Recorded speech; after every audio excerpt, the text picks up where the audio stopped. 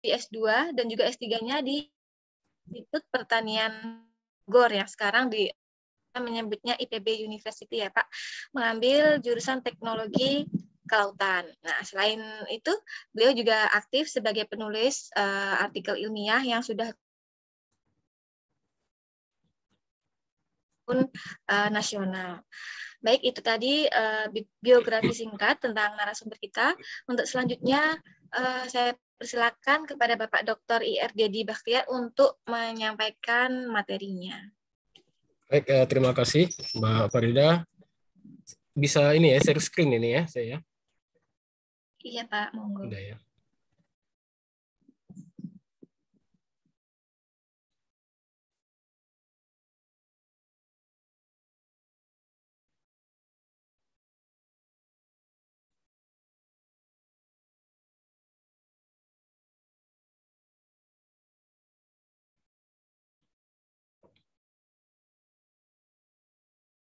Baik, apa sudah kelihatan Mbak Farida?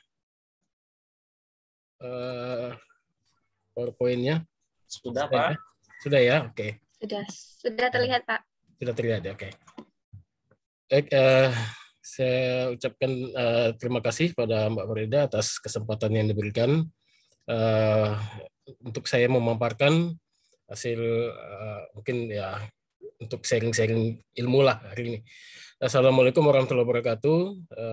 Selamat pagi Bapak Ibu sekalian yang telah berkesempatan hadir untuk mendengarkan ya, sharing ilmu ya terkait dengan bidang ilmu hidroakustik. Ini tulisannya salah, ini hidroakustik, harusnya hidroakustik gitu. Yang ada di layar. Jadi ada kesalahan ketik. Terutama saya mengucapkan terima kasih yang sebesar-besarnya kepada generasipeneliti.id ya sebagai platform yang banyak memfasilitasi baik dosen maupun peneliti yang untuk aktivitasnya terutama dalam hal pengembangan ilmu pengetahuannya. Dan pada kesempatan ini saya diberi kesempatan oleh generasi peneliti difasilitasi untuk memaparkan beberapa pengetahuan ilmu yang saya miliki ya mungkin ilmu tentang hidroakustik ini mungkin dari sebagian peserta mungkin juga sudah pernah mendapatkannya gitu. Jadi kita mungkin sharing-sharing ilmu saja terkait dengan metode hidroakustik ini. Jadi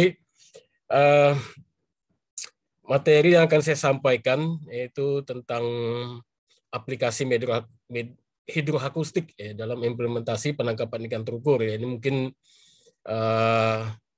ini lagi trennya sekarang ini penangkapan ikan terukur dari yang diluncurkan oleh Kementerian Kelautan dan Perikanan ya dalam rangka pengembangan ekonomi biru gitu ya, blue economy. Baiklah, tadi saya Dedi Bakhtiar, tadi sudah diperkenalkan oleh Mbak Farida. Ya, saya dari Universitas Bengkulu dalam prodi Ilmu Kelautan ya. Mungkin saya langsung saja kepada materi ya. Tadi sudah saya jelaskan bahwa saat ini Kementerian Kelautan dan Perikanan Republik Indonesia sedang gencar-gencarnya untuk mempromosikan atau mengembangkan ekonomi biru gitu ya atau blue economy. Itu apa dalam rangka untuk pengelolaan sumber daya kelautan dan perikanan. Ekonomi biru itu sendiri apa? Itu adalah merupakan suatu pemanfaatan sumber daya kelautan dengan mengedepankan aspek ekologi, efisien, tanpa limbah, berkeadilan, inklusif yang didukung oleh kesadaran publik sebagai penggerak pertumbuhan ekonomi Indonesia. Jadi memang lebih sekarang cenderungnya kepada bagaimana kita mengembangkan atau memanfaatkan sumber daya kelautan tadi secara berkelanjutan, gitu ya. Artinya pemanfaatannya tidak berlebihan, ya. Artinya kita masih memikirkan kedepannya itu agar sumber daya ini bisa tetap lestari dan bisa dimanfaatkan oleh generasi berikutnya. Kemudian bagaimana penerapan blue economy tersebut? Ini apa yang disampaikan oleh Bapak Hendra Yusansiri tahun 2002 ini terkait dengan pada waktu pemaparan webinarnya tentang blue economy. Itu ada beberapa penerapan blue economy yang dilakukan oleh Kementerian Kelautan gitu ya. Salah satunya adalah pemanfaatan sumber daya terukur. Jadi sumber daya terukur ini nanti baik sumber daya perikanan laut, sumber daya perikanan daratan atau budidaya dan sumber daya lainnya ya. Nah, itu salah satunya penerapan blue economy itu adalah melalui pemanfaatan sumber daya terukur, dan banyak lagi penerapan blue economy yang lainnya yang mungkin pada kesempatan ini saya mungkin lebih fokusnya kepada pemanfaatan sumber daya terukur terutama untuk perikanan tangkap.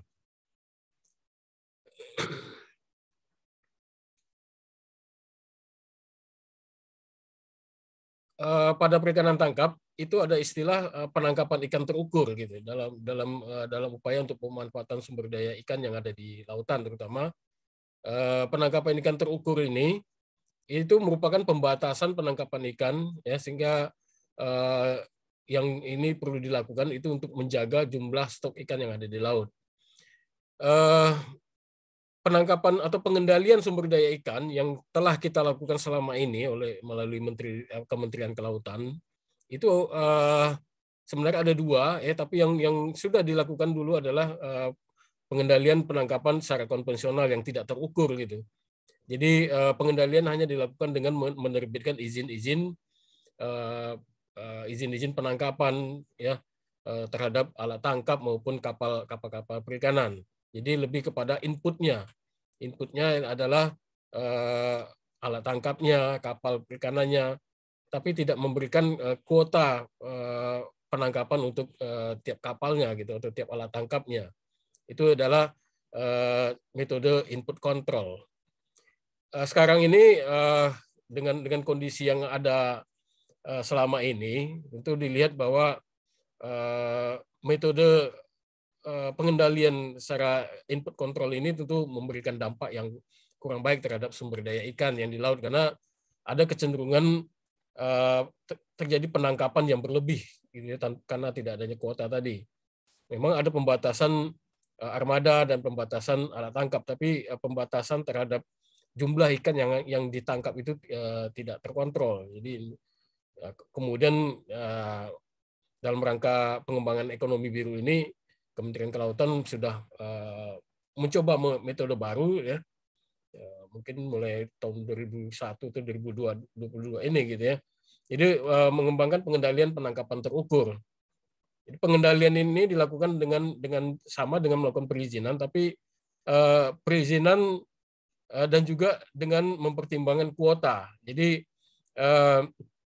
di samping pembatasan terhadap kapal perikanan dan jenis alat tangkapnya juga memberikan kontrol ya, memberikan pembatasan terhadap jumlah ikan yang bisa ditangkap atau kuotanya, kuota ikan yang bisa ditangkap untuk setiap kapal, untuk setiap alat tangkap di masing-masing daerah itu. Jadi di sini ada kontrol terhadap hasil tangkapan. Jadi disebut dengan metode output control. Jadi ada kontrol terhadap hasil tangkapannya. Itu adalah dua metode ya. Yang sekarang mulai dikembangkan adalah penangkapan ikan terukur. Ini adalah dalam upaya untuk pengendalian terhadap hasil tangkapan. Jadi agar sumber daya ikan yang ada di laut itu masih bisa tetap lestari gitu, atau tetap berkelanjutan.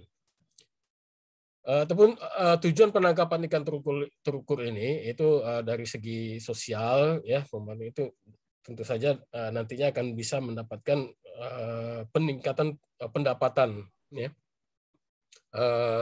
dan kesejahteraan nelayan. Itu tujuan dari penangkapan ikan terukur, karena ada pembatasan jumlah terutama untuk industri maupun perikanan skala besar, sehingga ada nelayan-nelayan kecil itu juga nantinya mendapatkan kuota juga untuk penangkapan ikannya. Jadi ada pembatasan. Jadi ini memberikan keadilan bagi nelayan, terutama untuk nelayan-nelayan kecil. Kemudian tujuan yang kedua itu adalah untuk kelestarian sumber daya ikan. Jadi dalam hal ini penangkapan ikan terukur itu ditujukan itu agar dapat mencegah terjadinya overfishing, ya, dan juga untuk mendorong pemanfaatan secara berkelanjutan karena ada pembatasan jumlah ikan yang boleh ditangkap tadi sehingga overfishing atau penangkapan yang berlebih itu bisa terkendali. Jadi ini adalah untuk tujuan kelestarian sumber daya ikan. Jadi secara ekologis dia ini sangat bermanfaat secara ekologis.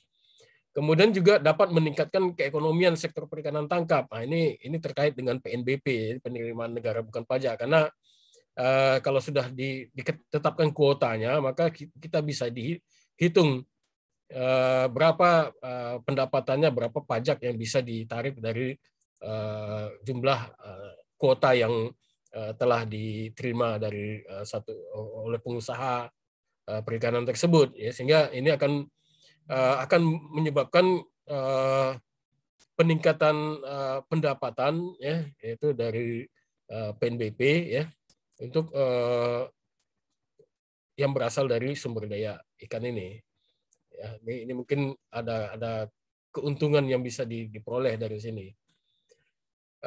Kemudian bagaimana alur penangkapan ikan terukur itu, ya, di sini kalau ini adalah suatu kebijakan sebenarnya, kebijakan dari Kementerian Kelautan dan Perikanan, ya. Jadi kebijakan ini ada alur-alurnya, yaitu tahapan-tahapannya sehingga nantinya bisa diterbitkan kuotanya. Jadi kalau dalam hal ini mungkin dalam konteks yang materi webinar hari ini, tentu saya nggak akan membahas tentang kebijakan tentang penetapan kuota ini. Jadi saya lebih fokus kepada salah satu tahapan dari alur penangkapan ikan terukur itu yang ada di WPPNRI, ya. Itu adalah tahap awal itu adalah harus diketahuinya data potensi sumber daya ikan. Itu yang paling penting yang harus diketahui untuk menerapkan perikanan tangkap terukur ini. Kita harus punya basis data. Ya. Basis data tentu kita harus tahu berapa besar sih potensi sumber daya ikan yang ada di perairan tersebut, gitu, di perairan tersebut. Kemudian dari data yang telah diperoleh tadi, ya, berapa potensinya, sehingga kita bisa mengestimasi berapa setelah diestimasi potensi sumber daya ikannya, maka kita bisa tetapkan berapa jumlah tangkap yang diperbolehkan, baik itu di tingkat pusat maupun daerah. Karena nanti ditentukan dari potensi yang ada, maka jumlah tangkap yang diperbolehkan misalnya 80% dari estimasi potensi tadi, atau bisa juga misalnya 70% ataupun 50%, ini tergantung pada nanti status sumber daya ikannya, apakah dia termasuk yang statusnya yang sudah hampir sumber daya yang sudah hampir pemanfaatannya sudah tinggi di perairan tersebut, sehingga perlu ada pembatasan jumlah tangkapan dari besarnya potensi yang ada.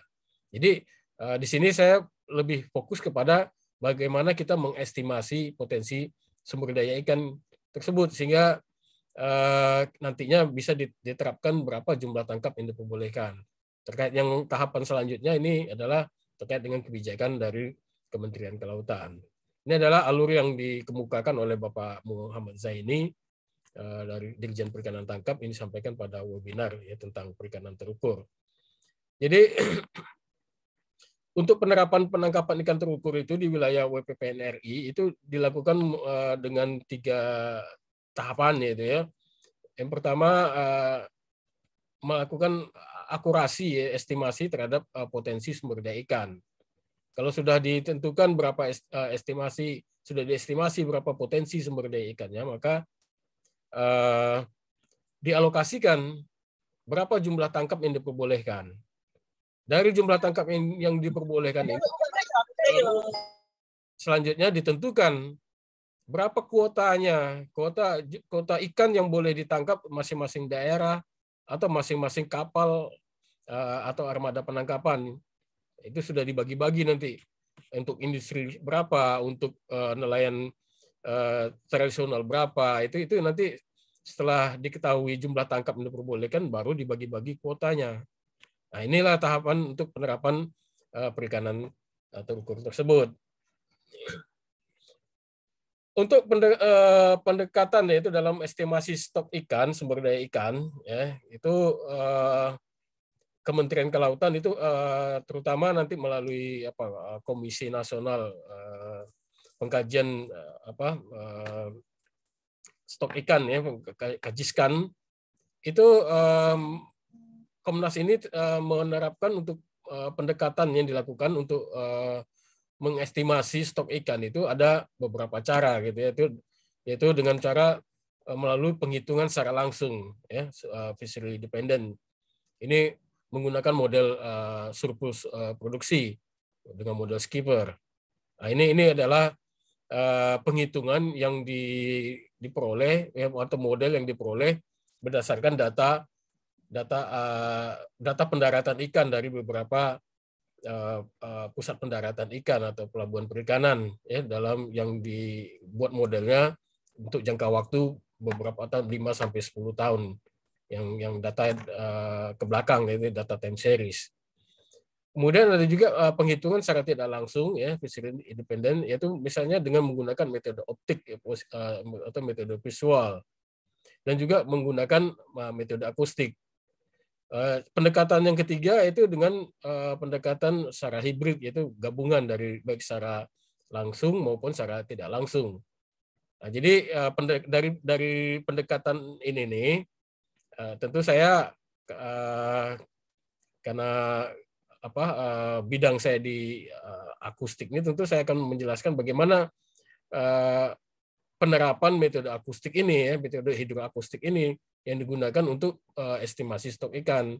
Jadi mungkin saya tidak akan menjelaskan bagaimana pendekatan estimasi ikan melalui metode misalnya menggunakan model surplus produksi. Jadi mungkin concern saya adalah di bagaimana kita melakukan estimasi stok ikan dengan menggunakan metode akustik atau hidroakustik.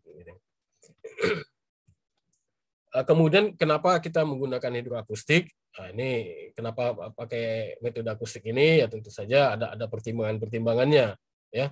Metode yang lain juga mungkin ada pertimbangan-pertimbangannya. Ya, metode misalnya menggunakan surplus produksi, itu tentu ada dasar-dasar pertimbangan menggunakan metode tersebut.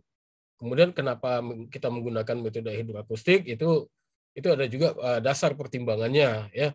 Tentu kita lihat keunggulan mungkin, ya, keunggulan dari metode hidroakustik ini adalah kita bisa melakukan kajian terhadap ikan itu langsung di alamnya, langsung di tempat ikan tersebut berada, gitu ya.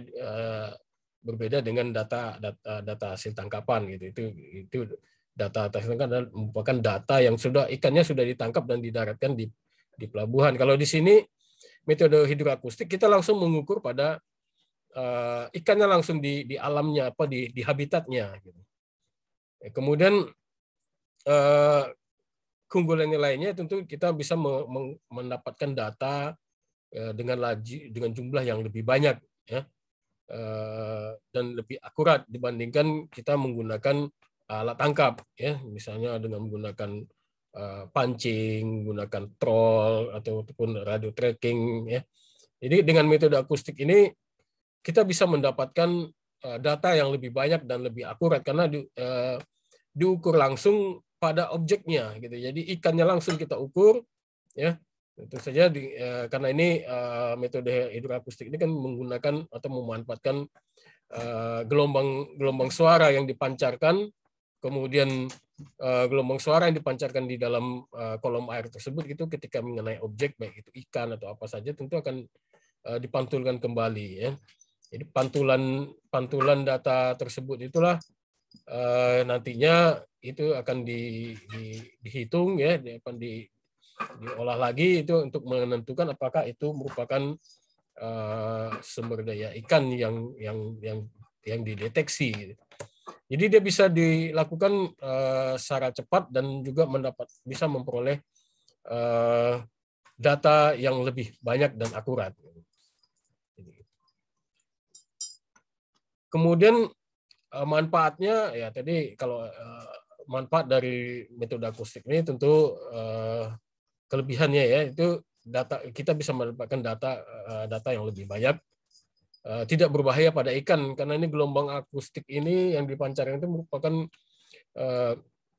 gelombang frekuensi tinggi yang tidak berbahaya pada ikan gitu ya, dan tidak akan mengganggu ikan. Kemudian metode akustik ini juga bisa memonitor semua ikan yang ada di kolom air gitu. Kemudian juga kita juga bisa mendapatkan beberapa informasi tentang parameter-parameter ikan. Salah satunya adalah ukuran ikan. Jadi melalui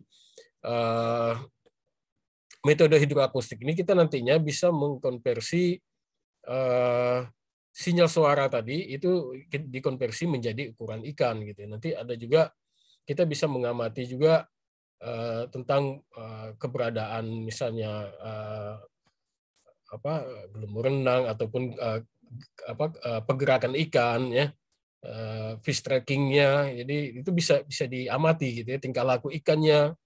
Jadi tingkah laku ikan misalnya terhadap alat tangkap itu bisa diamati melalui metode akustik ini. Dan kemudian dia lebih bagus gitu, artinya lebih baik dibandingkan dengan lebih akurat gitu ya dibandingkan dengan metode yang lainnya. Kemudian dia juga real time karena diukur langsung, jadi bukan merupakan data time series. Jadi datanya adalah ikan yang diukur itu adalah data real time, jadi langsung pada saat itu juga gitu. Namun metode akustik ini tentu saja memiliki keterbatasan gitu ya. Keterbatasannya yang pertama itu yang paling sampai saat ini mungkin masih terus diupayakan gitu ya. Itu metode akustik ini tidak bisa mengidentifikasi, bukan tidak bisa, belum saat ini belum bisa secara langsung mengidentifikasi jenis ikannya. Ya, tapi sekarang sudah banyak berkembang upaya-upaya yang telah dilakukan untuk mengidentifikasi jenis ikan secara akustik ini. Sekarang ini sudah berkembang beberapa metode hidroakustik, misalnya dengan menggunakan multifrekuensi ataupun menggunakan broadband ya, akustik ya, akustik broadband. Jadi yang menggunakan frekuensi suara yang lebih bandwidth-nya yang lebih lebar gitu. Itunya nanti bisa nantinya bisa digunakan untuk menentukan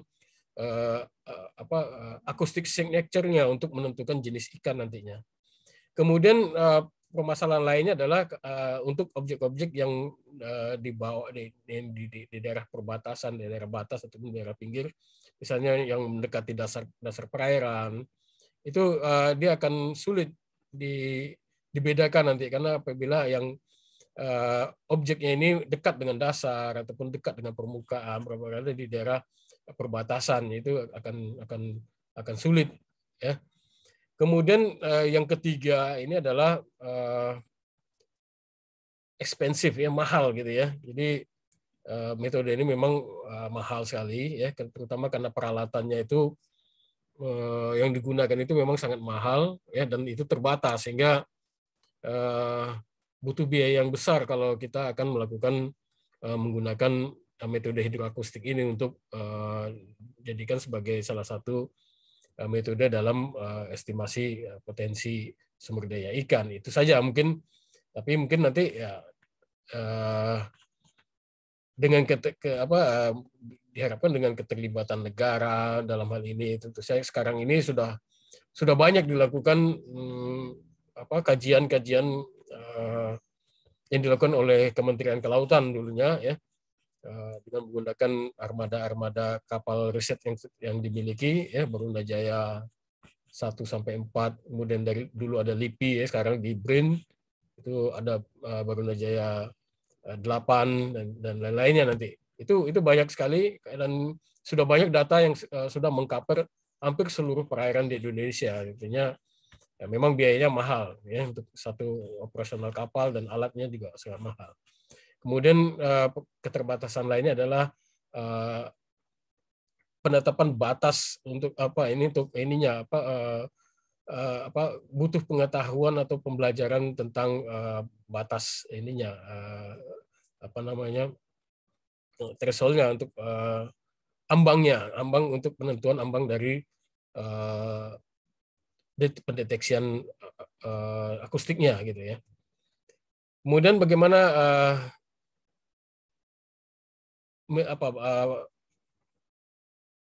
dasar daripada akustik itu ya, sistemnya ya, sistem ketika akan melakukan monitoring terhadap metode akustik ini itu bagaimana sistem akustik ini secara umum ya, ini mungkin sebagian kita sudah paham lah tentang ini. Tentu saja ya, adanya metode akustik ini kan dimulai dari ada echo sounder. Echo sounder ini nanti bisa memicu atau mentransmit tentu saja dengan energi listrik ya, listrik nanti ditransmitkan ya. Itu ada kemudian ada disalurkan ke transducer ya. Transducer nanti merubah energi listrik itu menjadi energi suara ya, kemudian dipancarkan ke kolom air ya ketika mengenai objek, kemudian suara tadi akan dipantulkan dan diterima kembali oleh transducer. Dari transducer kemudian dirubah lagi menjadi energi listrik dan diterima oleh receiver ya. Dari receiver nanti mungkin diperkuat suara-suara tadi ya, yang tadinya karena sudah suara tadi ketika merambat dalam kolom air mungkin sudah ada yang terserap oleh kolom air atau terserap oleh objek ya, sehingga perlu diperkuat kembali supaya kita bisa mendapatkan nilai untuk penghitungan nilai kuantitatifnya, sehingga dari receiver ini nanti baru ditampilkan ke display ya, kalau display. Ini kalau prinsipnya seperti ini, ada time reference karena dalam akustik ini yang ditampilkan itu berdasarkan pada waktu mulai dari waktu di suara tadi dibentuk sehingga sampai kepada suara tadi kembali. Jadi waktu kembalinya itu nanti dihitung waktunya. Jadi yang ditampilkan dalam monitor itu berdasarkan pada referensi waktu tadi ya, berdasarkan waktu dari suara tadi merambat di dalam kolom air ya. Jadi ini prinsipnya seperti itu. Jadi ketika mengenai objek misalnya ada plankton, maka karena ini lebih duluan planktonnya di sini, itu waktunya lebih pendek dibandingkan dengan kelompok ikan, sehingga ketika ditampilkan maka planktonnya lebih dulu ditampilkan di sini. Di sini kedalamannya adalah dalam berdasarkan referensi waktu. Itulah prinsip instrumen akustik secara umum. Kemudian ketika kita akan melakukan estimasi atau pendugaan stok ya secara akustik, itu ada dua parameter penting yang harus diketahui. Yang pertama itu parameter target strength. Dan yang kedua adalah parameter backscattering volume ya. Jadi nilai SP-nya ya, nilai SP-nya. Itu kalau target strength itu disingkat dengan TS. Jadi kalau target strength ini adalah hambur balik ya, nilai backscatter atau hambur balik sinyal akustik tersebut untuk ikan tunggal ataupun target tunggal. Sedangkan SP atau volume backscattering strength ini ya, itu merupakan hamburan balik dari akustik dari sekelompok ikan atau beberapa gabungan dari beberapa target gitu. Nah, ini penting. Nilai yang paling penting itu adalah nilai TS. TS ini adalah dia berfungsi sebagai faktor skala atau scaling factor. Scaling factor yang digunakan nantinya untuk menentukan berapa jumlah ikan dari berdasarkan pada nilai hamburan balik dari gerombolan ini gitu ya.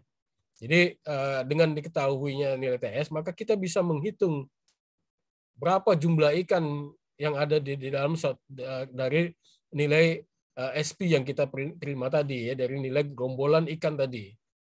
Ya, jadi tanpa diketahui nilai TS-nya, maka jumlah ikan ataupun jumlah gerombolan ikan ini itu tidak bisa dihitung gitu. Jadi paling penting dalam metode hidroakustik itu adalah kita harus tahu dulu berapa nilai target strength dari target tersebut ya. Kemudian baru kita dapatkan data SP-nya, data volume bearing strength-nya. Dari berdasarkan itulah nanti kita bisa menduga, bisa mengestimasi berapa jumlah ikannya ya. Target strength ini juga di samping dia berfungsi sebagai faktor skala, dia juga bisa berfungsi sebagai untuk penentuan ukuran ikan, karena nanti ada hubungan ya, ada hubungan antara nilai target strength dengan ukuran panjang ikan. Ini terkait dengan berapa besar kekuatan hamburan balik ya yang dipantulkan oleh ikan tersebut nantinya ya. Jadi berapa kekuatan pantulan dari setiap ekor ikan itu nanti berbeda-beda setiap ikan, sehingga nanti itu bisa dihitung ya, nilai target strength atau nilai hamburan balik tadi itu bisa digunakan untuk menduga ukuran panjang ikan ya. Nah, jadi dengan nilai target strength ini itu kita sudah bisa menduga nantinya berapa jumlah ikannya dan berapa ukuran ikannya. Jadi dua hal itu yang nanti bisa kita peroleh dengan menggunakan hidroakustik ini. Nah, nantinya tentu kalau kita bisa menduga ukuran ikannya, ya tentu nanti untuk mengkonversinya menjadi dalam ukuran berat, tentu kita harus punya data lainnya gitu ya, data hubungan panjang dengan berat. Jadi nanti dikonversi, panjang tadi dikonversi menjadi berat dengan menggunakan data hubungan panjang berat. Jadi data biologi setiap jenis ikan itu kita harus punya juga gitu nantinya. Maka dalam survei akustik itu juga nanti biasanya kita juga melakukan sampling data ikan ya, sampling biologinya. Sampling biologi ini nanti kita gunakan untuk mendapatkan persamaan hubungan panjang berat. Kalau kita nantinya ingin mengkonversi sumber daya ikan tadi, itu yang tadinya dalam jumlah ikan itu dikonversi menjadi berat ikan, jadi berat total ikan. Jadi karena potensi ikan itu selalu dikemukakan dalam bentuk satuan ton misalnya ya, tidak dibuat dalam satuan jumlah ikan gitu ya. Jadi untuk mengkonversinya menjadi dalam satuan ton tentu harus diubah dulu dengan menggunakan persamaan hubungan panjang berat setiap jenis ikan tadi. Jadi kita harus mengambil sampling biologinya harus dilakukan kalau dalam metode hidroakustik ya, terutama untuk mendapatkan mengetahui jenis ikan tadi, karena salah satu kelemahan metode hidroakustik adalah tidak mengetahui jenis ikannya. Sehingga dengan menggunakan sampling tadi, kita tahu ikan yang terdeteksi tadi itu adalah ikan yang di perairan ini adalah jenis ikannya apa saja. Kemudian kita cari bagaimana hubungan panjang berat dari ikan-ikan tersebut, nantinya nilai hamburan balik tadi yang dalam bentuk nilai TS tadi kita bisa konversi menjadi berat. Kemudian nanti berdasarkan nilai SP tadi adalah dalam satuan jumlah ekor, maka jumlah ekor ini nanti kita kalikan dengan berat satu ekor ikan tadi, maka dapatlah nanti kita bisa mengestimasi berapa ton ikan yang ada yang terdeteksi tadi. Itu prinsipnya seperti itu. Jadi dengan metode hidroakustik ini memang kita tidak langsung tahu jenisnya maupun ukuran beratnya, tapi harus melalui data pendukungnya gitu. Nah, jadi nanti dengan mengetahui nilai SP tadi setelah dibagi dengan nilai TS tadi, maka kita dapatkan jumlah ikan dalam satuan ekor. Kemudian dalam satuan ekor ini nanti kita kalikan dengan berat rata-rata satu ekor ikan berdasarkan hubungan panjang berat tadi, dan dikalikan nanti dengan luas area sehingga kita bisa dapatkan berapa biomas dan potensinya gitu. Baik, tadi saya sudah menjelaskan tentang target strength ya. Target strength itu apa? Itu adalah target strength itu adalah merupakan kekuatan dari suatu target untuk menentukan suara. Jadi target strength itu didefinisikan sebagai rasio logaritmik. Jadi dia merupakan satu rasio logaritmik intensitas suara yang dipantulkan 1 meter dari ikan berbanding dengan intensitas yang mengenai ikan pada 1 meter dari ikan tadi. Jadi ini target strength itu kalau satuan logaritmik maka ini menggunakan 10 log intensitas yang dipantulkan dibagi dengan berbanding dengan intensitas suara yang mengenai ikan tadi, ya. Ini adalah rumus untuk target strength. Maka karena ini dia merupakan nilai rasio, ya, nilai rasio, jadi sehingga dia tidak menggunakan satuannya satuan yang terukur, tapi satuannya adalah dalam satuan desibel. Jadi target strength ini merupakan salah satu parameter penting tadi sebagaimana sudah saya jelaskan tadi, bahwa dia berfungsi sebagai faktor skala untuk penentuan biomas dan juga berfungsi sebagai indikator untuk penentuan panjang ikan. Nah, itu pentingnya kita mengetahui target strength tersebut. Ini tadi ya definisinya, ya. Jadi target strength ini adalah ikan-ikan tunggal. Jadi ikan tunggal yang terdeteksi tadi itu yang diambil nilai ininya, ya, nilai datanya gitu, ya. Jadi bukan merupakan gerombolan ikan. Tentu bagaimana kita menentukan itu ikan tunggal itu kalau dari software ini nih kalau ini menggunakan SIMBRAT misalnya, itu menggunakan ER60, itu dia sudah bisa langsung memilah-milah yang mana ikan tunggal, mana yang bukan ikan tunggal, atau yang mana yang merupakan gerombolan ikan, gitu, ya. Ini merupakan dasar, ya, atau persamaan sonar yang digunakan untuk mendapatkan nilai TS tadi, ya. Nilai TS ini yang mau harus kita cari. Yang mau kita cari itu adalah nilai TS. Jadi persamaannya adalah ini ada echo level. Echo level ini adalah sinyal yang datang, yang kembali ke yang diterima oleh transducer tadi, ya. Itu adalah echo level. Jadi sinyal yang kembali, bukan sinyal. Kalau target strength ini adalah nilai yang targetnya tadi, ya. Kalau echo level ini nilai yang suara yang merambat kembali dalam kolom air dan sampai ke transducer, ya. Sedangkan source level ini adalah suara yang berapa kekuatan suara yang dipancarkan, gitu, yang dipancarkan, kemudian dikurangi 2 TL, ya, transmission loss. Transmission loss ini ketika suara tadi merambat dalam kolom air, tentu suara tadi akan mengalami absorpsi, ya, mengalami penyerapan, ya, akan diserap oleh kolom air, ya. Nah, itu dia akan mengalami kehilangan, gitu, ya. Suara tadi akan berkurang. Kenapa 2 TL? Karena dia merambatnya bolak-balik, ya. Ketika dipancarkan, kemudian ketika dipantulkan kembali oleh target, itu suara tadi akan hilang kembali ketika dia merambat. Sehingga ini ada yang perlu parameter yang harus dihitung juga adalah berapa nilai transmission loss-nya, ya. Tapi ini bisa dihitung, ya, bisa dihitung berdasarkan pada nilai jaraknya. Jadi sehingga ini rumus untuk menghitung berapa nilai transmission loss ini dihitung berdasarkan jaraknya. Jadi kalau semakin jauh jaraknya, maka nilai suara yang hilang tadi akan suara yang terserap oleh kolom air itu akan makin banyak, gitu, ya. Ini dikurangi juga dengan 2 alpha R. Jadi alpha ini adalah koefisien absorpsinya. Koefisien absorpsi itu nanti bisa dihitung, ya, berdasarkan kepada nilai densitas dari kolom air tersebut, yaitu nanti berdasarkan nilai kondisi suhu dan salinitasnya, ya. Jadi itu akan berpengaruh terhadap nilai koefisien absorpsinya, dan juga nanti dikali dengan jarak. Jadi di sini juga 2R juga, ya. Jadi ini adalah transmission loss, itu adalah nilai yang berkurang, ya, ketika suara tadi merambat dalam kolom air. Kemudian yang mau kita cari ini adalah TS. Kalau echo level ini nilainya sudah kita ketahui, karena ini nilai yang sampai ke alat kembali, sampai nilai yang kembali itu bisa dihitung. Source level juga bisa dihitung karena kita suara tadi yang kita pancarkan itu nilainya sudah ada. Transmission loss juga bisa dihitung. Yang mau kita cari adalah target strength-nya.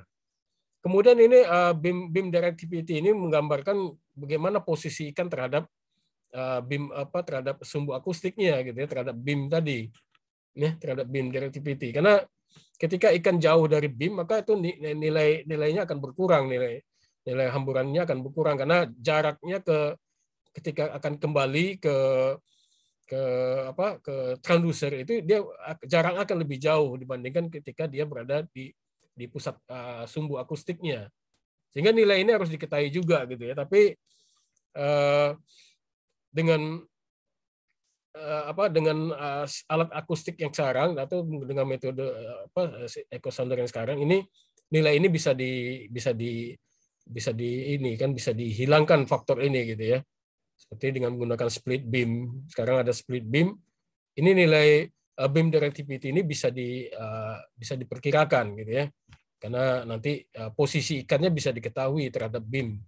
Jadi kalau posisi ikan diketahui, maka kita bisa hitung bisa tentukan berapa nilainya, berapa berkurangnya nilai hamburannya ya. Ini kalau dalam satuan yang linear. Kalau tadi ini satuannya adalah desibel. Kalau ini satuannya adalah yang linear ya, nilai target strength-nya ini ya, back scattering strength-nya di sini ya. Nah, ini tadi terhadap beam tadi ya, terhadap beam tadi.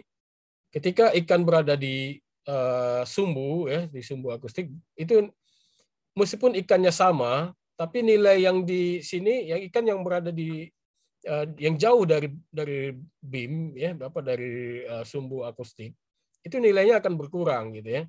Terjadi pengurangan nilai sehingga meskipun sebenarnya ikannya sama ya, sehingga ini perlu dilihat berapa sih pengurangan nilainya berapa sih dengan antara ikan satu dengan ikan yang ada di luar beam ini. Nah, ini harus diketahui. Maka posisi ikan terhadap beam itu harus diketahui gitu ya. Sama halnya dengan ini ya. Misalnya ikan ini yang satu ekor karena dia berada di sumbu akustik tentu lebih kuat dibandingkan dengan beberapa ekor ikan yang jauh dari sumbu akustik. Itu kemungkinan bisa saja nilai hamburan baliknya sama gitu kan. Karena dia jauh dari sumbu akustik sehingga nilai ini akan berkurang ketika nilai hamburan balik ini akan berkurang karena jaraknya lebih jauh dibandingkan dengan yang ada di sumbu akustik ini. Nah, itu kalau kita sudah mengetahui posisi ikannya itu dengan ini, sehingga ini berapapun ikannya posisinya berada di mana saja itu nggak masalah karena sudah ada kompensasinya tadi ya sebesar 2B tadi ya, sehingga itu bisa dihitung gitu ya. Tapi kalau beamnya echo soundernya itu tidak bisa mengetahui posisi ikannya, itu yang harus dicari gitu ya. Berapa nilainya, berapa pengurangan nilai hamburan balik tersebut. Dalam penentuan target strength juga itu yang sangat menentukan juga adalah target resolusi ya. Resolusi targetnya. Jadi jarak antara target itu sangat menentukan karena di sini kita akan mencari ikan tunggal. Dalam target strength itu yang penting adalah kita mendapatkan data ikan tunggalnya. Untuk membedakan antara dua target yang berdekatan, tentu kita harus menggunakan resolusi yang lebih tinggi ya. Resolusi yang lebih tinggi itu adalah kita menggunakan pulsa suara yang dipancarkan itu tadi menggunakan pulsa yang lebih pendek supaya dia bisa membedakan antara satu objek dengan objek yang lainnya jika objek tadi berdekatan. Jika kalau kita menggunakan pulsa yang lebih panjang, maka nanti ikan yang berdekatan itu akan dihitung menjadi akan menyatu, dia hamburan baliknya akan menyatu. Sehingga kita tidak mendapatkan nilai hambur balik dari ikan tunggal tadi ya, target tunggal tadi, sehingga nilai TS-nya kita nggak dapat gitu. Sehingga ketika kita akan mencari nilai TS, maka kita harus menggunakan pulsa yang lebih pendek supaya bisa membedakan antara target satu dengan target yang lain atau ikan yang satu dengan ikan lain bisa dipisahkan gitu ya, bisa dipisahkan sehingga kita bisa mendapatkan target tunggal. jarak antara ikan satu dengan ikan yang lainnya itu harus setengah dari lebar pulsa atau sito per 2. Ya. Sito ini adalah adalah lebar pulsa. Lebar pulsa dikali dengan kecepatan suara dibagi 2. Jadi ini bisa dihitung berapa jaraknya. Jadi disebut dengan target resolusi, ya, atau resolusi target. Itu bisa dihitung jarak berapa. Satu pulsa ini bisa membedakan ikan satu dengan ikan yang lain atau target satu dengan target yang lain itu pada jarak berapa antara supaya ikan tersebut bisa terdeteksi atau bisa dipisahkan antara satu ikan dengan ikan yang lainnya. Ini contohnya kalau kita menggunakan kalau ini kita misalnya menggunakan pulsa yang lebih pendek, sedangkan yang ini kita menggunakan pulsa yang lebih panjang. Untuk ikan yang sama dengan ikan yang jaraknya sama, ya. Ketika suara tadi merambat dalam kolom air, ya, jika kita menggunakan pulsa yang lebih pendek, maka itu ikan ini bisa digambarkan menjadi 2 ekor ikan, gitu. Tapi kalau kita menggunakan pulsa yang lebih panjang, maka kita nggak bisa mendapatkan ikan tunggal tadi, ya, karena hamburan balik itu merupakan hamburan balik gabungan dari dua ekor ikan tadi. Yaitu makanya kita harus nanti kita pemilihan panjang gelombang ini nanti di dalam instrumen akustik itu ada pilihannya. Kita menggunakan panjang gelombang atau panjang pulsa berapa, gitu kan? Tergantung targetnya kita. Kalau ikan yang kita deteksi adalah ikan-ikan dengan target ukuran yang besar dan kemudian dia berbeda jaraknya yang lebih jauh, itu akan kita bisa menggunakan yang kalau lebih panjang, gitu ya. Kalau misalnya kita mendeteksi plankton atau ikan-ikan yang kurang kecil, itu kita harus menggunakan pulsa yang lebih pendek lagi. Ini kalau ininya ya, kalau kita menggunakan pulsa yang panjang. Kalau pulsa yang pendek itu nanti kita bisa mendapatkan 2 ikan. Ini pemilihan pulsa tadi ya. Pulsa yang pendek itu untuk resolusi yang sangat halus, gitu ya, digunakan untuk resolusi vertikal yang sangat halus, gitu. Jadi kalau jarak antara satu objek dengan objek yang lain itu sangat dekat, itu maka kita gunakan pulsa yang pendek. Pulsa yang pendek ini juga digunakan untuk mendeteksi ikan tunggal di dalam suatu kelompok ikan. Jadi kalau ikannya berada dalam suatu gerombolan, tentu kadang-kadang kita sulit untuk mencari single fish ini, karena single fish ini sangat penting untuk kita mendapatkan nilai target strength. Jadi untuk bisa mendapatkan nilai target strength, jika ikan tadi berada dalam satu gerombolan, maka kita gunakan pulsa yang lebih pendek supaya kita nantinya bisa mendeteksi keberadaan ikan tunggal tadi. Ya.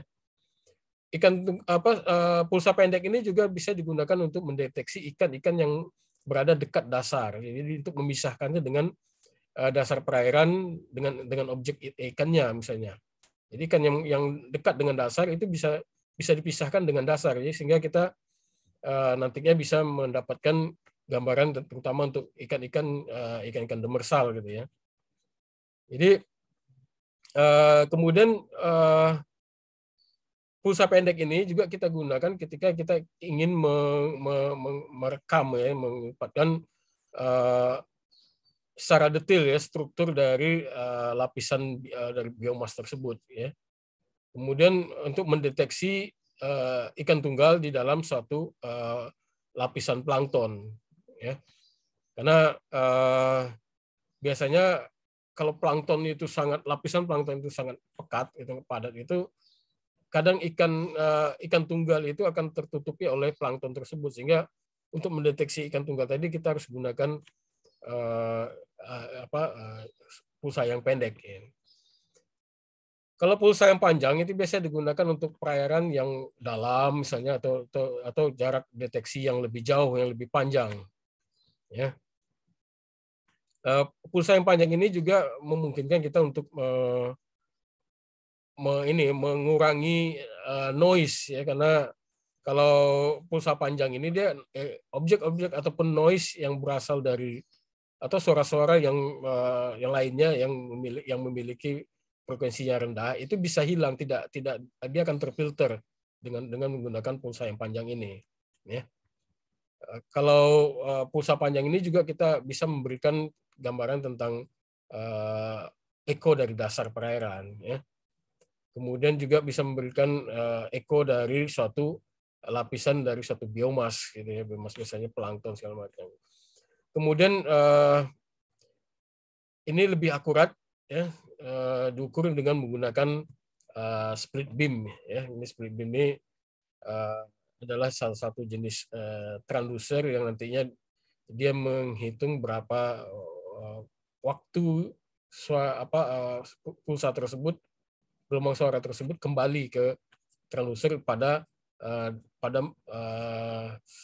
apa namanya, median yang berbeda, gitu, karena transducer itu dibagi menjadi 4 radian, gitu. Nah, ini adalah ini disebut dengan backscattering coefficient, karena ini sama dengan TS ini, karena ini adalah dalam satuan yang linear, ya, meter kuadrat. Kalau TS itu satuannya adalah desibel. Jadi ini menggambarkan, jadi acoustic backscattering coefficient ini sama dengan TS, ya. Dia menggambarkan berapa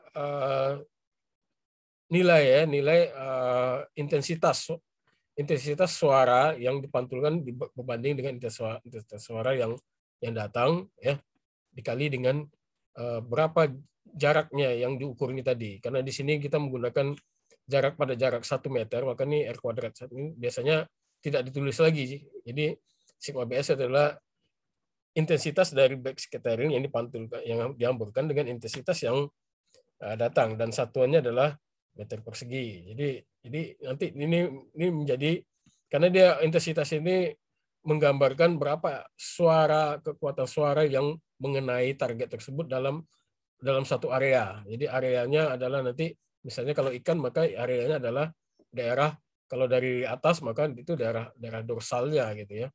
Nah, itu sehingga disinilah kita bisa menentukan panjang ikan berdasarkan pada area tadi. Jadi nilai TS itu kalau di logarit tadi kan dalam bentuk logaritmik, ya, sigma BS ini dalam bentuk linear, kalau di logaritmikan itu menjadi TS sama dengan 10 log sigma BS tadi. Ini dalam satuan desibel yang pada referensi 1 meter persegi, ya. Jadi kalau kita ingin tahu berapa sigma BS-nya itu tinggal ini aja 10 pangkat TS per 10, ya. Nah, ini kriteria yang kita gunakan untuk membedakan ikan tunggal tadi, ya. Kita pertama bisa menggunakan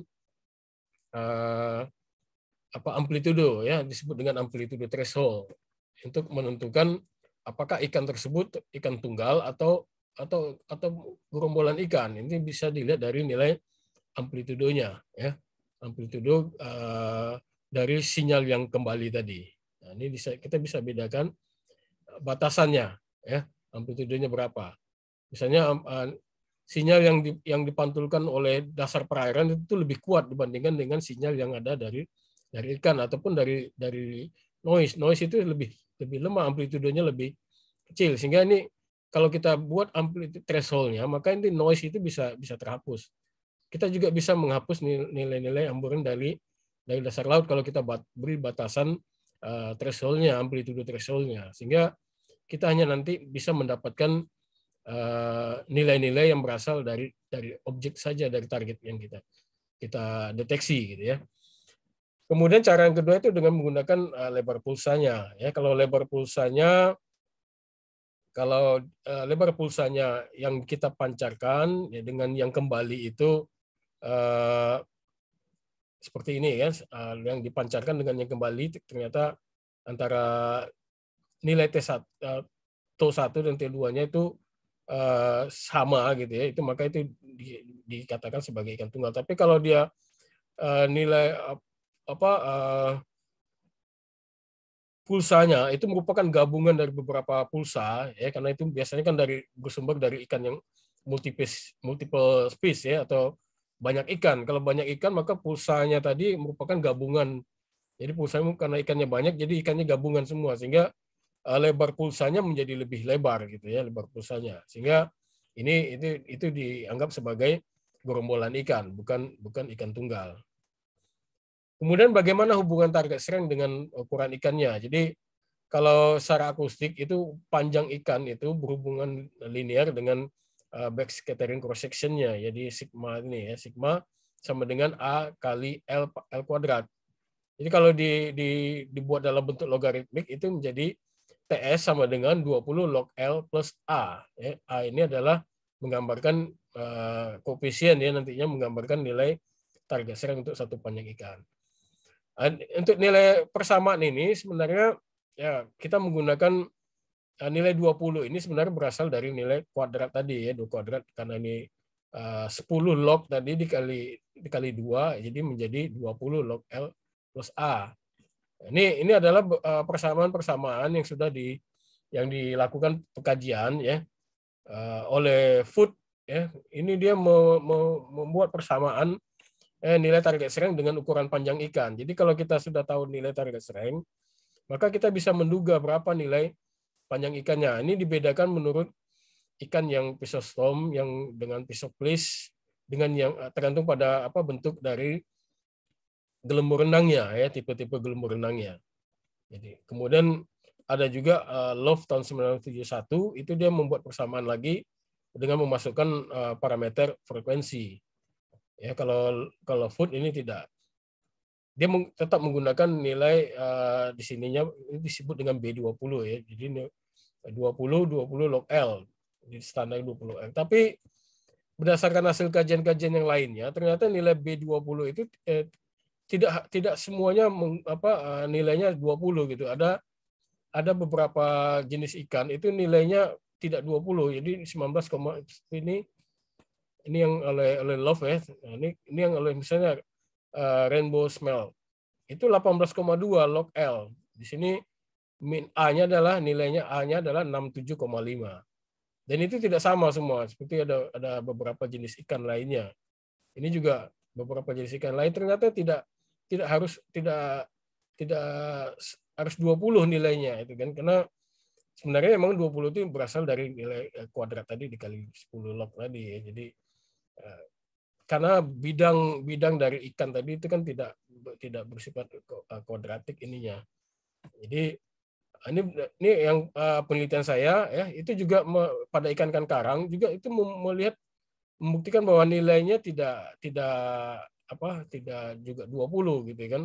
Ini seperti pada ikan abu debdu, pada ikan setodon, stenocetus itu nilainya tidak 20 gitu ya.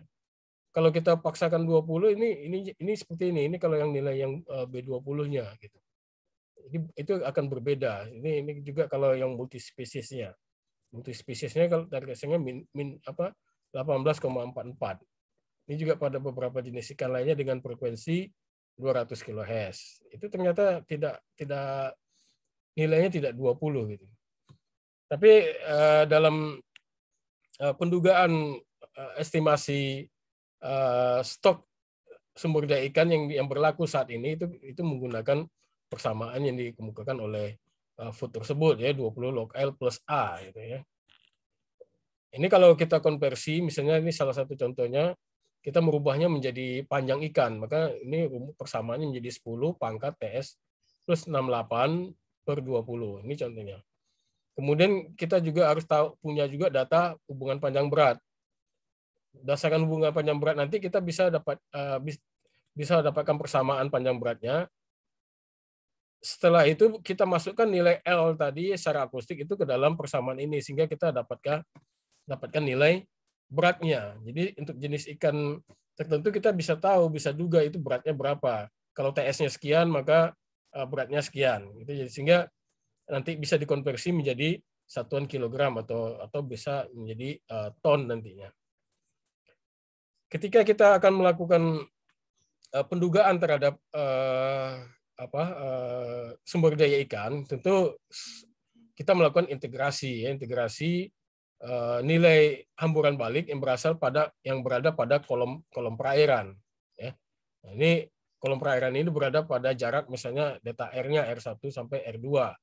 Jadi nanti kita hitung berapa nilai hamburan balik dari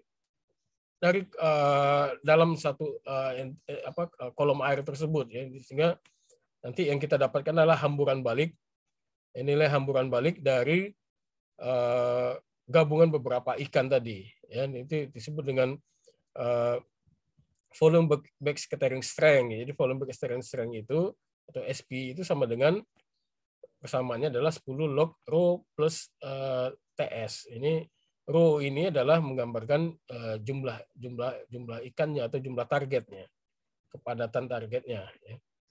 Ini kalau seperti ini ya. Jadi SP itu merupakan gabungan dari beberapa nilai hamburan balik dari beberapa ikan dibagi dengan nilai V-nya, jadi volumenya. Jadi nilai SP itu satuannya adalah nanti meter kuadrat per meter kubik ya, karena dia volume. Ya, jadi ini SP untuk nilai hamburan balik pada satu volume tertentu, jadi 1 meter kubik. Ya, nanti ini SP adalah merupakan nilai yang kita dapatkan untuk satu volume berdasarkan pada lebar pulsa. Sedangkan nanti SA ini menggambarkan satu volume perairan misalnya dalam 1 meter kubik tadi, ataupun bisa juga dalam satuannya nautical mile nantinya. Jadi berapa banyak nanti nilai ininya ya, kita mendapatkan nilai SP ini nanti kita tinggal kalikan dengan berapa nilai SA-nya nantinya ya, sehingga kita dapatkan kalau SP ini adalah data untuk per pulsa gitu ya, nilai yang kita dapatkan hamburan balik dari setiap pulsanya. Ya. Jadi ini untuk mendapatkan nilai kepadatan tadi ya, rho V tadi, ini kan tadi rumus tadi kan SP sama dengan 10 log rho plus TS ya. Jadi kalau di dalam bentuk linearnya itu rho V itu sama dengan SP dalam bentuk satuan linear dibagi dengan sigma BS-nya. Jadi untuk mendapatkan SP ini kita harus dapatkan nilai SP besarnya. Ini SP kecil ya. SP kecil ini satuannya linear ya. Jadi ini adalah volume backscattering coefficient. Kalau SP besar ini adalah volume backscattering strength ya. Jadi itu bedanya nanti. Jadi sama seperti ini, sigma BS ini adalah sama dengan TS ini, cuma ini dalam satuan yang linear. Sedangkan TS adalah dalam satuan desibel. Kalau SP ini dalam satuan desibel. Ketika kita melakukan menganalisis data yang misalnya menggunakan EcoView ya, itu yang nilai yang bisa kita dapatkan adalah nilai TS dan nilai SP ya. Itu kita konversi menjadi sigma BS dan juga SP kecil ya. Baru kita hitung, masukkan nilai itu nilai SP tadi dibagi dengan sigma BS, kita dapatkanlah berapa jumlah individu per meter kubiknya ya. Nah, itu individu per meter kubik. Nanti kalau kita kalikan dengan luas areanya berapa, sehingga kita bisa mendapatkan berapa jumlah ikannya ya, jumlah ikan dalam satuan luas area tertentu ya, dalam nautical mile atau apa gitu ya. Nanti baru kita konversi lagi menjadi berat setelah kita tahu berapa hubungan panjang beratnya. Nah, ini untuk menentukan biomas tadi, tentu kita harus melakukan survei sampling akustik ya. Jadi kita lakukan pencuplikan, itu menggunakan sampling, karena secara akustik ini dia tidak menghitung secara keseluruhan, tapi dengan cara dia mengambil sampling perairan. Jadi dia nanti akan mengambil sampling dengan membuat transect. Dengan transect nanti ada berbagai macam jenis transeknya. Jadi pengukuran akustik sampling ini dilakukan secara terus-menerus. Kemudian dalam survei ini juga kita melakukan sampling biologi ya. Salah satu misalnya contohnya menggunakan troll, karena memang yang paling efektif, paling bagus adalah menggunakan troll, karena semua ikannya itu akan tertangkap semua. Yang terdeteksi itu bisa diambil semua. Tapi kalau kita misalnya tidak menggunakan alat, kita bisa mengambil data biologinya berdasarkan data hasil tangkapan nelayan. Hasil tangkapan nelayan yang memang benar-benar menangkap ikan di perairan tersebut gitu ya, bukan nelayan yang mengambil ikan di perairan yang di luar, yang di area yang kita deteksi. Kemudian juga dalam survei tadi kita juga mengukur kondisi oceanografinya ya. Ini adalah beberapa contoh ya, cruise track ataupun transect yang digunakan untuk sampling. Ya, ada berbagai macam ya tipenya, ada yang paralel sistematis, ada yang zigzag dan lain-lain. Ini kalau kita mengelilingi pulau, ini juga tipenya juga macam-macam. Ada yang sirkular, triangular, ada yang paralel dan semacam, ada yang rektangular. Ini kalau seperti yang di danau bisa juga hampir sama ya. Nah, ketika kita akan menentukan transeknya ya, apakah transek yang kita gunakan yang kita itu layak apa tidak gitu kan. Tentu kita harus hitung dulu berapa koefisien variasinya, variability dari nilai dugaan rata-rata ikannya ya, itu sangat tergantung pada spasi dari transek tersebut. Jadi kalau transeknya cuma lurus saja ya, mungkin tidak layak gitu digunakan untuk mengestimasi ikannya. Jadi harus dihitung juga nanti berapa panjang transeknya, berapa luas area yang yang disurveinya. Maka kita nanti harus mendapatkan nilai berapa degree of coverage-nya. Degree of coverage-nya ini harus nilainya di atas 4. Ya, kalau itu berdasarkan pada data panjang transeknya dibagi dengan luas areanya. Jadi kalau kurang itu dianggap tidak mewakili. Jadi nilai estimasi ikan tadi dianggap tidak, boleh dikatakan ya tidak layak gitu, karena tidak mewakili perairan tersebut atau tidak mengcover seluruh perairannya gitu ya. Jadi nilainya harus di atas 4. Ini adalah koefisien variasinya, koefisien ragamnya ya. Itu berdasarkan nilai standar deviasi dibagi nilai rata-rata, misalnya TS tadi ya. Atau juga bisa dibagi dengan nilai degree of coverage tadi ya. Nilai koefisien variasi itu berkisar antara 8% hingga sampai 26%, itu yang dikatakan layak ya. Ini adalah satu contoh ya hasil yang dilakukan oleh BRPL pada beberapa wilayah pengelolaan perikanan atau WPP. Nah, di sini dari mulai tahun 2015 sampai 2018 itu ini luas perairan dari WPP-nya, ini panjang tracknya yang sudah dilakukan. Ya, ternyata di sini setelah dihitung degree of coverage-nya itu ada yang misalnya di WPP 714 ini tahun 2015 ternyata degree of coverage-nya cuma 1,2, berarti ini boleh dikatakan belum akurat ininya ya. Jadi kalau yang sudah di atas 4 ini nilainya boleh dikatakan nilainya sudah cukup ya, cukup akurat dan datanya bisa digunakan gitu ya. Atau belum memenuhi syarat gitu ya. Kalau yang ini seperti ini 1,2 juga itu boleh dikatakan belum tidak direkomendasikan. Ini secara umum tadi gambarannya ya. Jadi metode hidroakustik tadi ini saya indikan kembali ya. Itu bisa digunakan untuk mengestimasi potensi sumber daya ikan itu dengan cara kita melakukan survei secara akustik ya. Itu untuk mendapatkan nilai TS dan nilai SP-nya. Demikian juga kita mencari kalau dari nilai TS itu nanti kita bisa mendapatkan juga persamaan untuk mengkonversi nilai TS tadi menjadi panjang ikan ya. Nilai SP tadi nanti dari data nilai TS dan nilai SP nanti kita bisa menduga berapa nilai kepadatannya dengan persamaan ini SP per sigma BS. Kemudian dari hasil nilai SP dan TS tadi kita dapatkan kepadatan. Kalau dapat kepadatan nanti tentu dalam bentuk satuannya jumlah ikan. Nah, satuan jumlah ikan kemudian kita konversi menjadi berat itu dengan menggunakan data survei biologi ya, dengan mendapatkan persamaan hubungan panjang berat. Jadi sehingga kita dapatkan kepadatan ikan menurut beratnya ya, kepadatannya dalam satuan kilogram misalnya. Ya, dalam 1 kilogram per meter persegi. Nah, kemudian kalau ingin mengetahui biomasa itu kita harus hitung berdasarkan berapa luas areanya. Dari data luas area kita bisa menghitung berapa ton sumber daya ikannya. Untuk menghitung potensinya itu kita menggunakan rumus ini ya, 0,2 kali Z kali berapa besarnya biomas tadi ya. Nilai Z itu menggambarkan nilai areanya ya. Nah, ini data pendukungnya adalah data-data oceanografi, ini merupakan data-data pendukung nanti.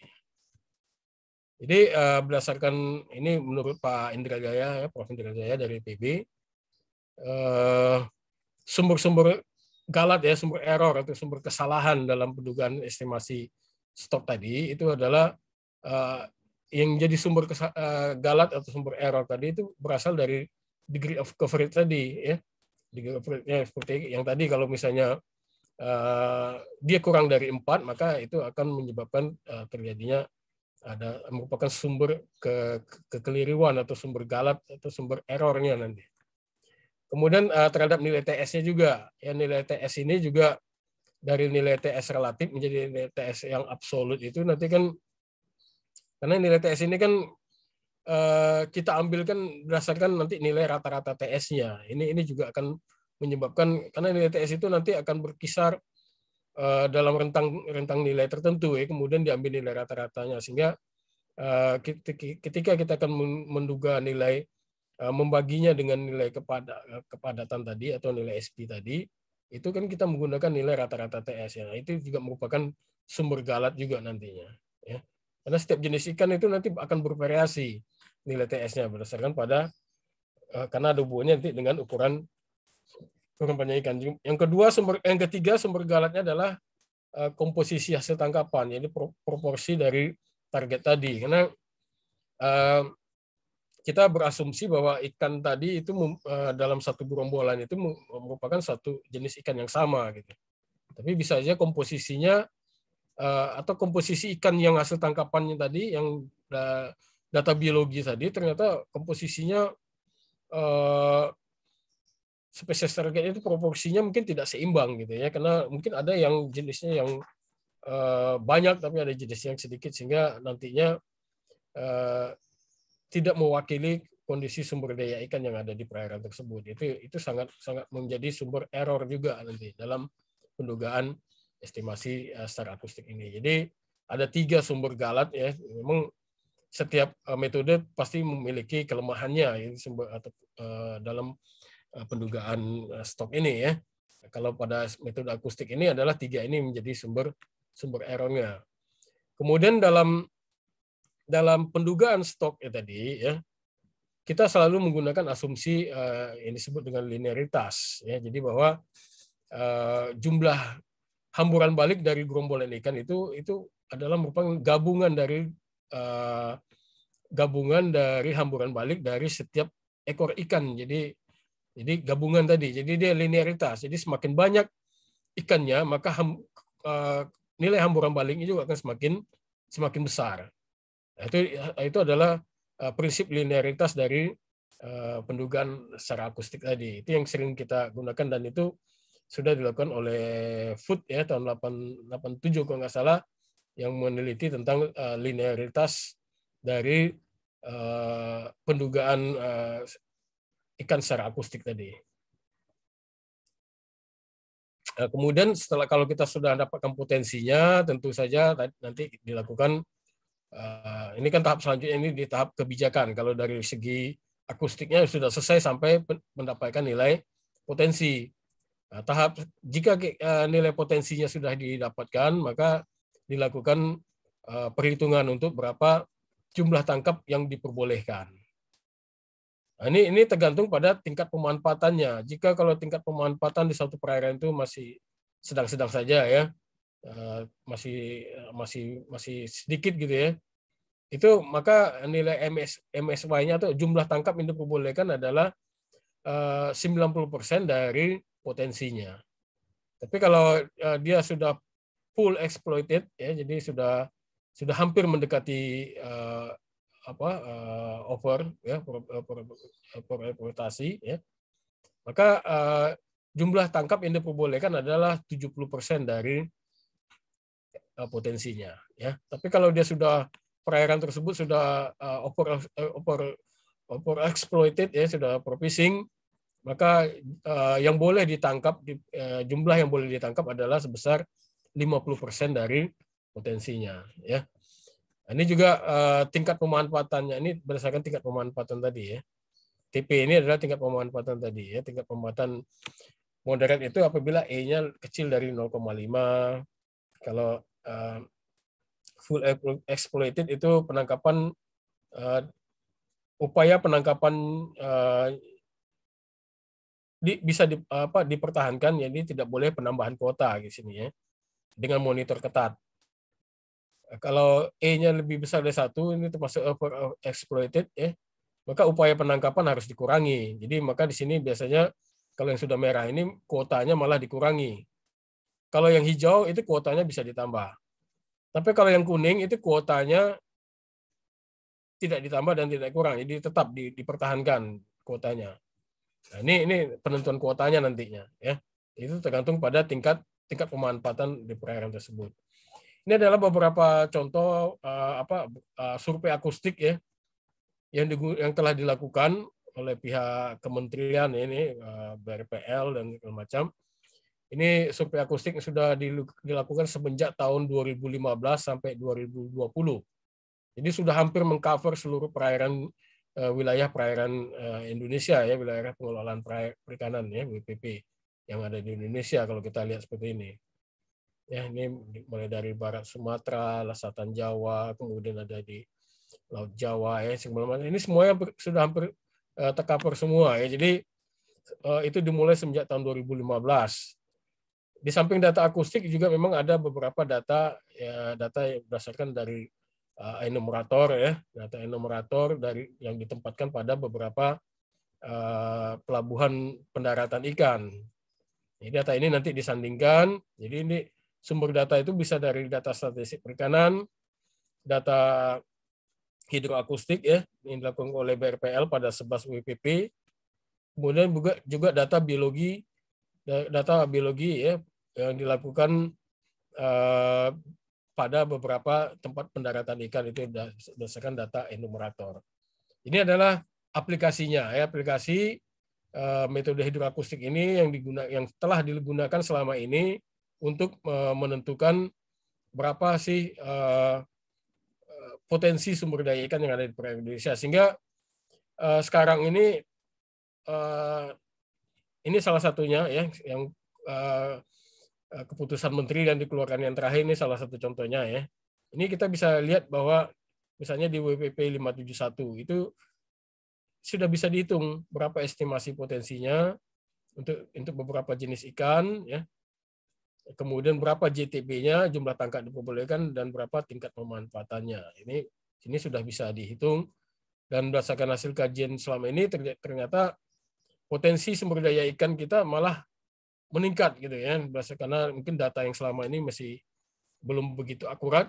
Yang dulu selama ini kita ketahui bahwa potensi ikan kita adalah 6,6 juta ton per tahun, tapi dengan tahun 2002 kemarin yang dikeluarkan oleh kementerian ini, itu sudah meningkat menjadi 12,1 kalau saya 12 juta ton per tahun. Itu jadi ada peningkatan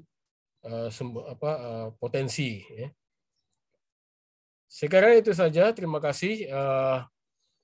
Itu yang dapat saya sampaikan. Mudah-mudahan ini bisa memberikan pengetahuan, dan juga apa yang saya sampaikan mungkin tidak semuanya bisa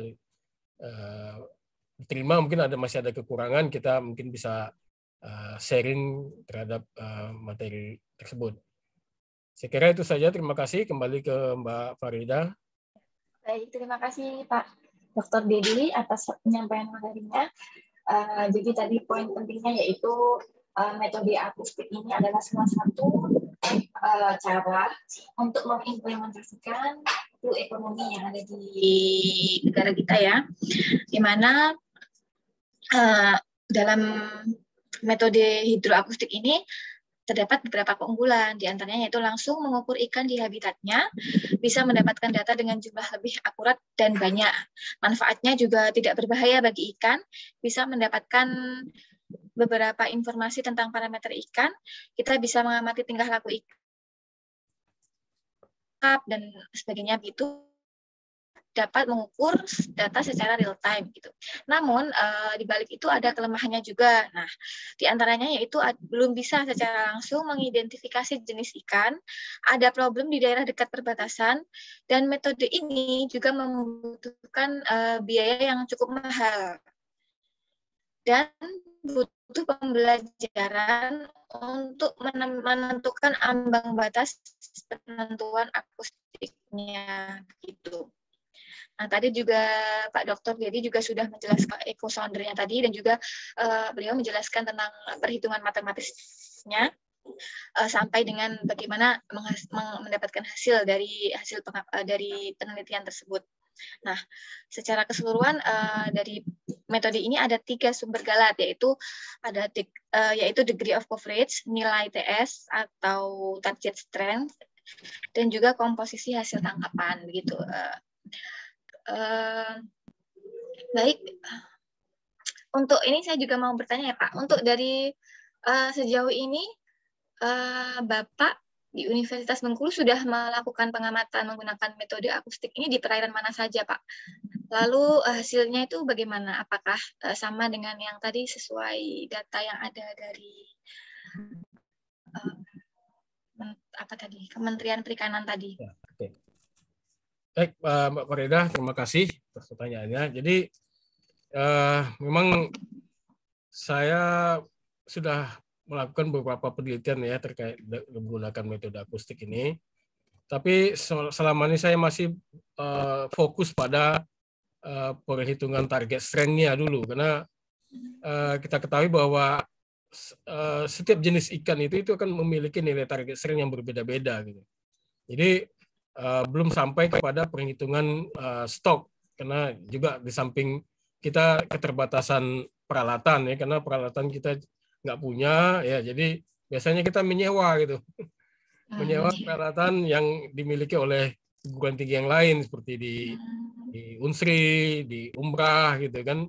Jadi ya kita hanya fokus saat ini pada perhitungan nilai target strength-nya, karena kita ingin membuat database untuk nilai target strength untuk setiap jenis ikan, karena setiap jenis ikan itu akan berbeda-beda nilai target strength-nya. Jadi kalau kita sudah mendapatkan persamaannya nanti, terutama nilai target strength terhadap ukuran panjang ikannya, nah, ini kan persamaan ini nanti bisa kita gunakan sebagai dasar untuk penentuan jumlah ikan, penentuan nanti ukuran ikan. Jadi dasarnya itu dulu. Jadi memang yang sekarang sudah saya lakukan itu belum banyak ya. Awal-awalnya itu masih kepada target strength yang sudah dilakukan itu pada misalnya pada rajungan, pada tukik penyu, pada glass eel, ikan sidat ya, ikan sidat. Kemudian ada beberapa ikan terumbu karang gitu ya. Itu sudah banyak ikan terumbu karang yang sudah saya hitung berapa nilai target strength-nya. Itu yang sudah sementara ini yang baru bisa saya lakukan, karena ikan itu banyak jenisnya. Iya. Banyak penelitian yang lebih banyak untuk database-nya.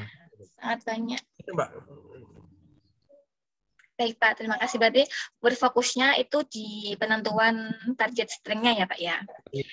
Baik, kita lanjut ke ini ya Pak. Ada pertanyaan masuk ini dari Pak atau Mas Syarifuddin Baco. Bagaimana aplikasi dengan metode hidroakustik mengetahui jumlah tangkapan ikan supaya tidak overfishing? Itu pertanyaan pertama, Pak. Ini ada 3 pertanyaan dari Mas Syarifuddin ini. Yang kedua, bagaimana metode hidroakustik membedakan jumlah tangkapan ikan yang menggunakan alat tangkap dengan penangkap ikan konvensional secara berkeadilan? Nah, pertanyaan yang ketiga, bagaimana metode hidroakustik mencegah terjadinya penangkapan ikan secara liar dan apa sanksinya jika jumlah tangkapan overfishing? Teringat Ibu Susi, Menteri pada zamannya. Gitu Pak pertanyaannya. Baik, terima kasih Mbak Farida. Pada Pak Syarifuddin, terima kasih atas pertanyaannya. Jadi yang pertama ini tentang bagaimana aplikasi metode hidroakustik ini untuk mengetahui jumlah tangkapan ikan supaya tidak overfishing. Jadi tadi sudah saya jelaskan tadi bahwa dengan metode hidroakustik ini kita sudah bisa tahu, bisa menentukan berapa sih stok ikan yang ada di perairan di satu perairan. Misalnya saya nggak tahu Pak Sarpudin berasal dari daerah mana. Misalnya di dalam satu perairan tertentu kita survei, kita hitung nanti, oh stok jumlah ikan yang ada di perairan ini misalnya sekian ribu ton potensinya. Nah, tentu ini terkait dengan supaya tidak overfishing itu tentu terkait dengan kebijakan. Jadi kebijakan dari baik pemerintah pusat maupun pemerintah daerah. Jadi kalau kita sudah tahu perairan tadi ini potensinya sekian, maka harus supaya tidak overfishing maka harus dikeluarkan kebijakan bahwa jumlah ikan yang harus ditangkap di perairan ini berapa ton per tahunnya gitu. Nah, tentu harus ada kontrol. Jadi ini sekarang gimana, tinggal kita gimana mengontrol jumlah ikan yang ditangkap itu. Kadang ada ikan yang ditangkap secara liar tidak diketahui atau tidak dilaporkan sehingga kita nggak tahu ternyata ikan ini sudah banyak yang dicuri atau diambil ya sehingga terjadilah overfishing ya kalau kita sudah tetapkan hanya boleh sekian ton tapi ternyata ada yang mencuri lagi sehingga ada kemungkinan bisa juga overfishing. Tapi kalau metode hidroakustik ini hanya sebatas nanti kita menentukan jumlah potensinya, ya, tapi tidak bisa mengatur, menghitung, mencegah gitu ya, atau mencegah terjadinya overfishing karena itu terkait dengan kebijakan. Nah, kemudian pertanyaan yang kedua, bagaimana metode hidroakustik ini bisa membedakan jumlah tangkapan ikan yang menggunakan alat tangkap dengan penangkapan ikan konvensional secara berkeadilan. Ini maksudnya membedakan jumlah tangkapan. Karena kalau metode hidroakustik ini dia tidak menentukan jumlah tangkapan, tapi dia menentukan potensi saja. Kalau jumlah tangkapan ini tergantung pada kemampuan armada tangkapnya, gitu ya. Jadi memang metode alat akustik ini ya ada nelayan yang menggunakan tapi itu jenis akustik ataupun echo sounder yang jenis komersial. Komersial ini dia tidak bisa menghitung jumlah, tapi dia hanya bisa mengetahui posisi ikan di mana, keberadaan ikannya di mana yang mau ditangkapnya. Itu yang banyak digunakan oleh nelayan perikanan skala menengah sama skala besar gitu ya. Biasanya dia sudah dilengkapi dengan echo sounder atau fish finder. Ya, fish finder itu sama, echo sounder juga. Tapi itu dia bukan jenis saintifik atau dia masih bersifat jenis komersial yang hanya bisa melihat keberadaan ikan saja, posisi ikan di mana dan kemudian ikannya tidak bisa dihitung, tapi dia bisa melihat gerombolan ikannya, berapa besar gerombol ikannya. Nah, itu yang digunakan sebagai alat bantu ya untuk penangkapan ikan. Jadi metode ini, kalau metode hidroakustik yang saya jelaskan ini lebih cenderung untuk jenis saintifik, jadi untuk menentukan potensi saja gitu. Kemudian yang pertanyaan yang ketiga ya, ini terkait dengan bagaimana metode akustik ini mencegah terjadinya penangkapan secara liar. Nah, ini sebenarnya juga dari segi kontrol ya, kebijakan dari pemerintah dan juga bagaimana pemerintah mengontrol sumber daya ikan yang ada di perairan tersebut ya. Jadi metode hidroakustik dia tidak bisa mengontrol, tapi dia hanya bisa nanti data hidroakustik hanya bisa digunakan untuk pengelolaan sumber daya ikannya. Tapi untuk kalau adanya penangkapan ikan secara liar itu tergantung pada nanti penegakan hukum yang ada di perairan tersebut gitu. Jadi kalau terjadi overfishing itu tergantung data akustik ini hanya bisa digunakan untuk pengelolaan sumber daya ikannya ya. Itu pengaturannya untuk sebagai dasar untuk penentuan kebijakan gitu. Ini memang semenjak zaman Bu Susi ini gencar sekali ya. Tadi data hidroakustik itu mulai banyak dikerjakan itu sejak 2015, jadi zamannya Bu Susi.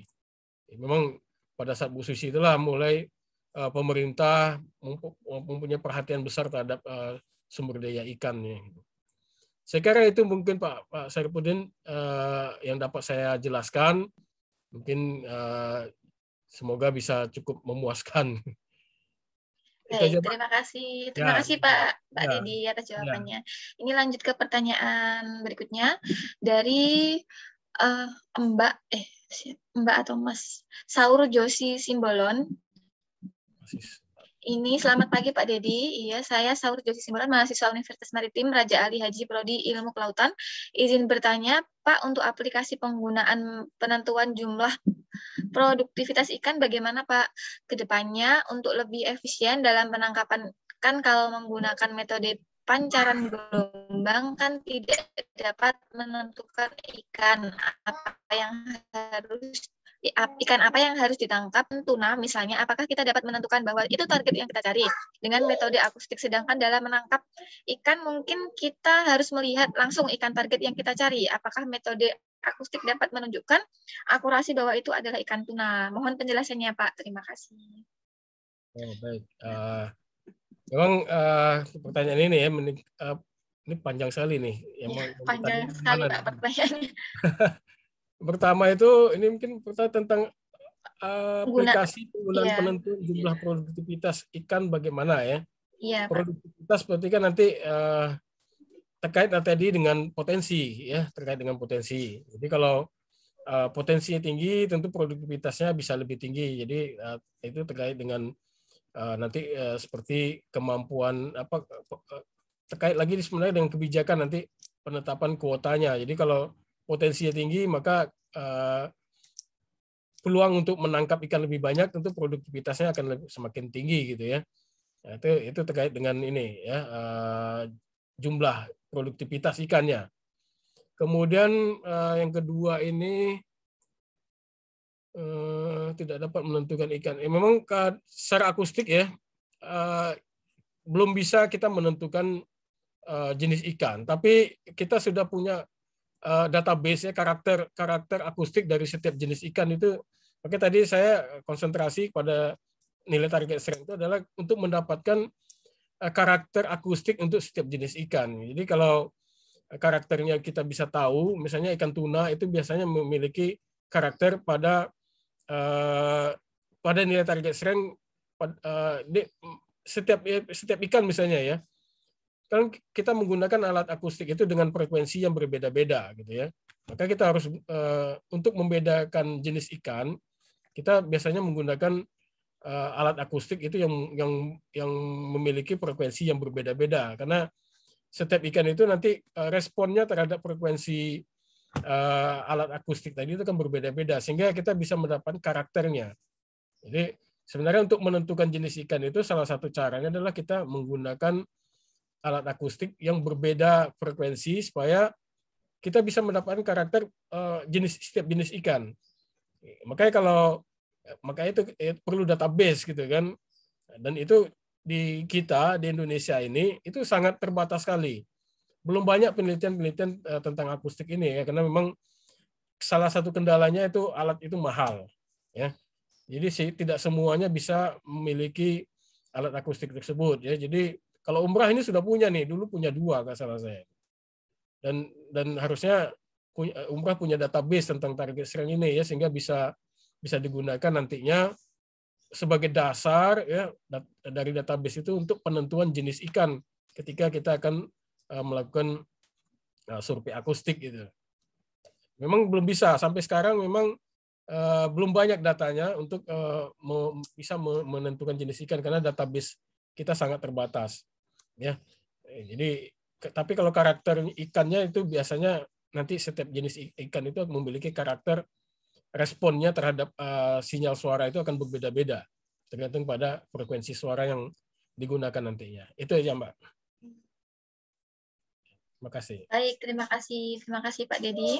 Ya. Ini karena sudah tidak ada pertanyaan lagi, jadi sebelum saya tutup, mari kita ini ya Pak, berfoto bersama terlebih dahulu.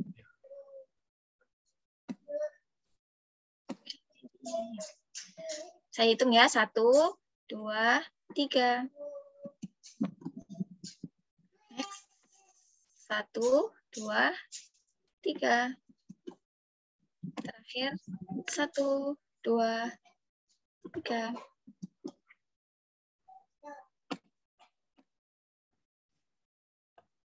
Baik, semoga terima kasih Bapak Dedi Baktiar atas waktunya, atas kesempatannya untuk kesediaannya untuk mengisi atau memaparkan materi di acara webinar ini. Semoga acara kita hari ini bisa bermanfaat. Dan saya juga mohon maaf apabila ada salah-salah kata. Terima kasih para peserta juga. Saya akhiri. Wassalamualaikum warahmatullahi wabarakatuh. Terima kasih Mbak Farida. Terima kasih Pak Dedi. Ya, Terima kasih peneliti. sama-sama. Terima kasih Ya, pada sama-sama. semua audien yang Terima hadir kasih. pada acara webinar ini. Terima kasih Pak atas ilmunya. Semoga barokah. Amin, amin. Terima kasih. Ya, Pak Dedi bisa minta nomor WA-nya nggak? Bisa Pak? Iya, iya. Bisa. Berapa Pak ya? Bagaimana? Di sini aja ya?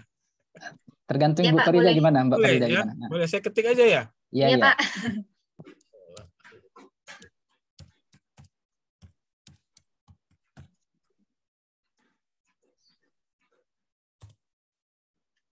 Itu nomor WA saya 0853 6736 5445. Oke, terima kasih Pak Dedi. Sama-sama. Iya, iya.